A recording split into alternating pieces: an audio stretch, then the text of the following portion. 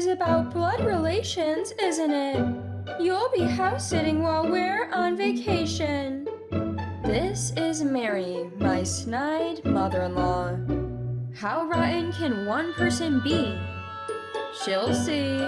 She'll see what happens when she makes an enemy of me. My name is Lisa. I'm 35. I'm your typical homemaker, living with my husband Robert and our daughter Sarah. Mornings are a battlefield for homemakers. Between making breakfast, getting Sarah ready for kindergarten, and taking out the garbage, there's never a dull moment. Today is no different as I wave goodbye to Robert heading to work and drop Sarah off. Mom, I'm off! Take care, sweetheart. After sending the two off, I can finally take a breather. I head back home to tackle the never-ending house chores while juggling work. I'm an illustrator. I work remotely. People often say, working from home must be so easy for you. Sure, not having to commute is nice. But the flip side is, I'm never really away from work. While doing house chores while raising my child, I'm always thinking about work. But that's okay, because I love what I do. Today is no different, and as I start on a new project, my eyes catch the sight of a cat-shaped pen holder on my desk. I pick it up and admire it for a moment. This trinket is a cherished memory between Robert and me. He gave it to me on our first date. Robert and I met roughly 10 years ago. I got to know him through a project with the publishing company he works for. I was assigned to create illustrations for a magazine they produce. Robert always treated me with kindness when I was just starting out as an illustrator. At other publishers, getting yelled at or put down was all too common. Your attention to detail on these lines is really amazing. Art reflects a person's character and sensibility, you know. I really like your work. Robert would say things like that. I had never had anyone say such nice things to me as a newcomer, so I quickly took a liking to Robert. We continued to meet frequently even after our work project ended and started dating. That led to marriage, and here we are today. However, Robert had been married before. He lost his previous wife to illness, leaving him with a daughter. And that daughter was Sarah. Becoming a mom to a 6-year-old in my first marriage was daunting, but I was drawn to Robert's earnestness and Sarah's innocence, so I decided to make us a family. Robert has always been a kind husband and a dependable father, both before and after our marriage. I was a bit wary because it was a remarriage, but I quickly warmed up to Sarah too. My husband even actively helps with housework and childcare when I'm working. I feel really blessed to have married such a great guy. Life is chaotic and busy, but I couldn't ask for anything more.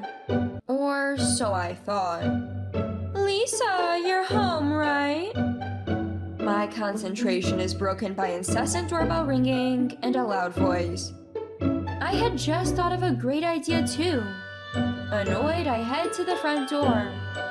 Peering out, I see Mary standing there, acting all high and mighty. Not again. I've told her multiple times to stop dropping by unannounced, but Mary never listened. I have a tight deadline today. I hate to do it, but I'll have to ask her to leave. With that thought, I open the door. Mary, what brings you here today? Do I need a reason? You're home all day anyway. What does it matter? I'm working right now, so I really can't today. Working? Are you sure you don't mean playing? I'm hungry. Make me lunch. Ignoring me, Mary walks right into my house. Like I said, I'm working right now. Please have lunch at your own home. How dare you? Haven't you learned to respect your elders? Unable to keep up with Mary's pushiness, I'm at a loss for words. But if she decides to stay, it'll be a nuisance. Please understand, I have a work deadline coming up today. Stop nagging. Just lock yourself in your room and work. I can manage on my own. You're such a nagging woman. I let out a deep sigh. Arguing any further would be a waste of time. Fine, I'll be in my room. Feel free to do as you please. With that, I went back to my work. If I could have one wish right now, it'd be to cut ties with Mary. She's always getting in the way of my work. What's her problem? I'm seated at my desk, but my irritation won't go away. But finishing my work takes precedence right now. I was desperately trying to stay focused. It's past 2 p.m. I hear a car engine from the front of the house. The kindergarten school bus? Wow, time flew by. Before I knew it, I had worked through lunch. It's time for Sarah to come home. Mom, I'm home. Her cheerful voice filled the air. As I step out of my room to welcome Sarah back, I hear, Sarah, welcome home. Mary beats me to it. Where's Mom? Mom's too busy to play with you, Sarah. She likes her work more than she likes you. What a terrible mom, right? I couldn't believe the nerve of her saying that.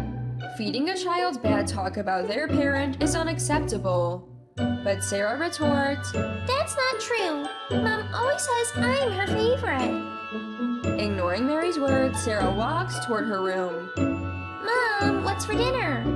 She asks, smiling as she talks. What a lovely daughter I have. But behind her, I see Mary glaring at me with a demonic look. Looking back, Mary has been hostile toward me ever since we got married. Is it my work she hates? Or is it me? This work you're doing is like a child's doodling. Ridiculous. It's a pity for Sarah to have a mom who does such playful work. Quit now and come live with us. What will become of Sarah if you're the one raising her? She's been saying things like this for a long time. Of course, every time I would argue back, and Robert would fiercely stand up for me. But it was all for naught.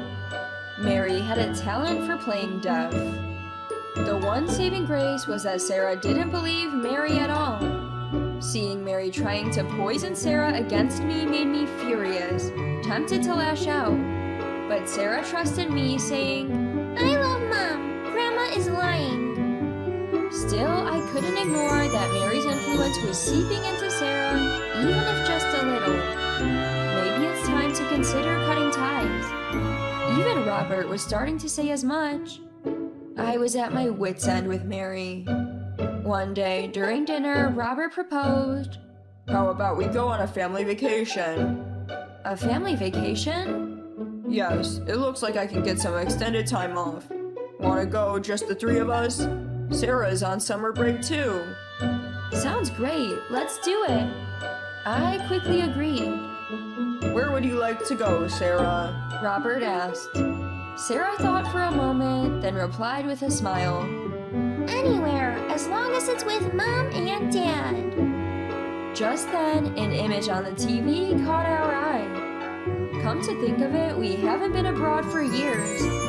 How about Mexico? With that, Robert decided our destination. A trip abroad. First one since our honeymoon. Can't wait. I threw myself into work, motivated by the upcoming trip. Even though it was peak season during summer break and the trip wasn't cheap, a little luxury now and then is fine, right? We booked a 4-night, 5-day trip to Mexico. A few days before departure, Mary, as usual, came to visit while I was working from home. I considered sending her away, but that would cause a fuss. So as always, I let her in. You're unusually compliant today, she remarked. I was probably just too excited about the trip.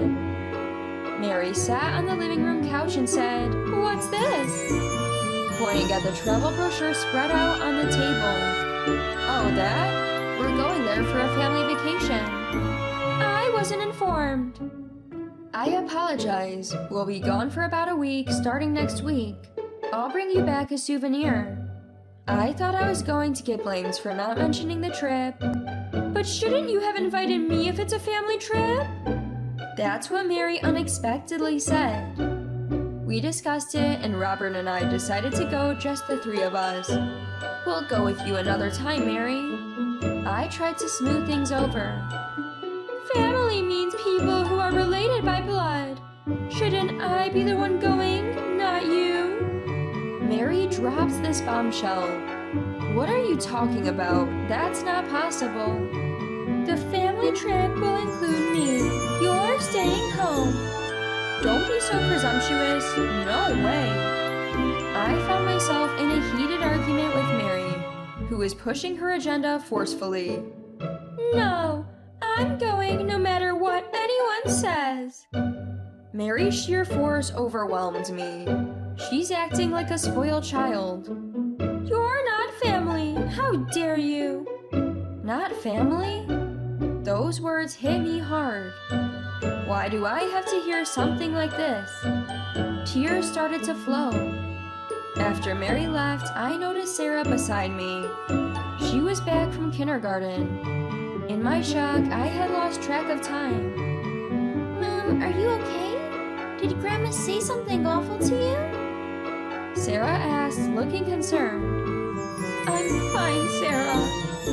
I wiped my tears and answered with a smile. Mom, I love you so much. I'll protect you, okay? Hearing Sarah's words, I shed tears of happiness.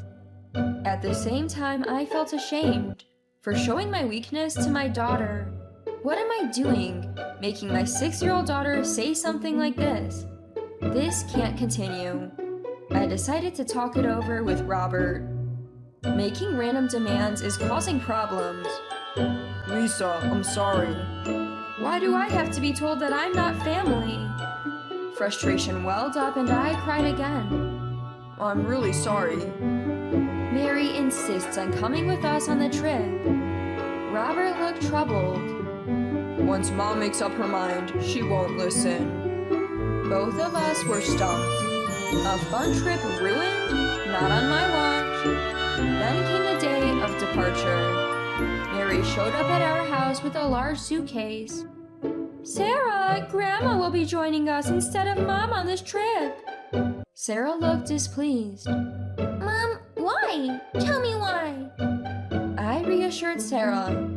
Don't worry, it'll be a fun trip, I promise. But I want Mom to be there. Relax, okay? I'll be there. Next to me, Mom's just saying goodbye, right? Mary smirked and said.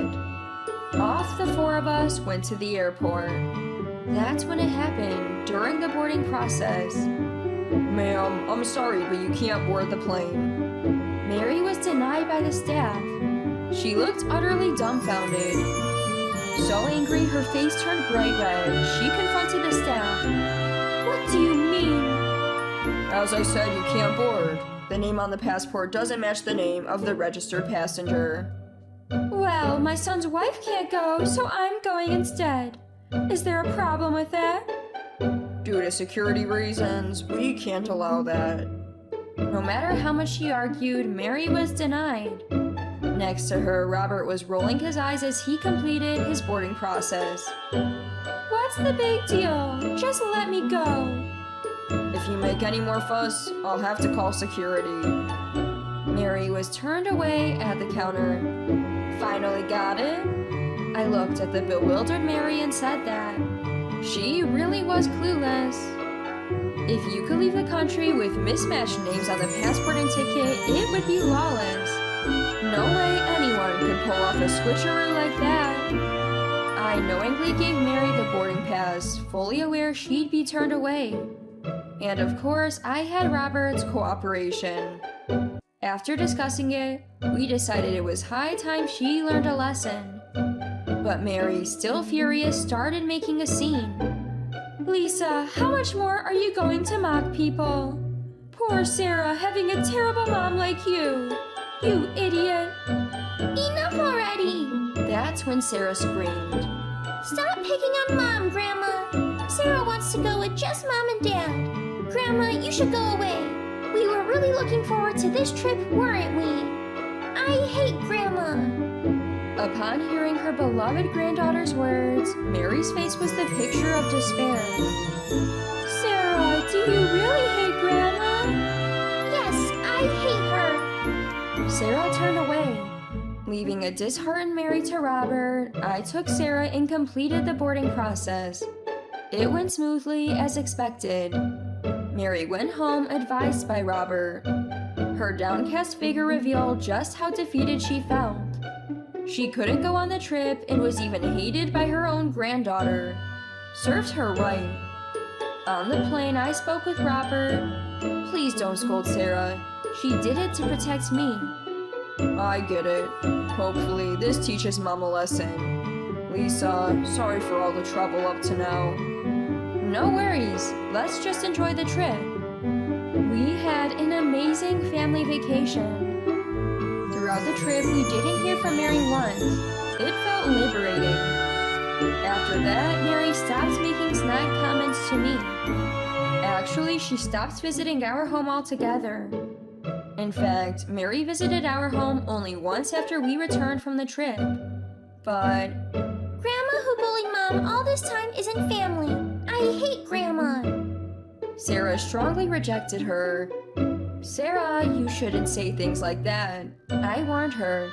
It's a fundamental teaching that you should respect your grandmother. But Sarah responded, I want to protect Mom. Mom always looked so sad. Sarah was speaking out to protect me, her mother by love, not by blood. I was moved and couldn't scold her further. Thank you, Sarah. I love you. But remember, be kind to others. Yes, Mom. Are you not going to cry anymore? Absolutely not. I'm full of energy today thanks to you. I hugged Sarah tightly. Blood relations didn't matter. Sarah is my irreplaceable daughter and family. I felt sorry for Mary, who was abandoned by both her son and granddaughter. Still, I couldn't forgive her for the constant belittling and insensitive behavior. She underestimated me, and this is what happens. Dad, promise to protect Mom from now on, okay? Of course. Let's live happily, just the three of us. I don't know if Mary understood the newfound lightness in my heart, but Robert had tears in his eyes. I'm so glad I married him and became Sarah's mom. And I feel happy that my daughter has grown up to be so kind and strong.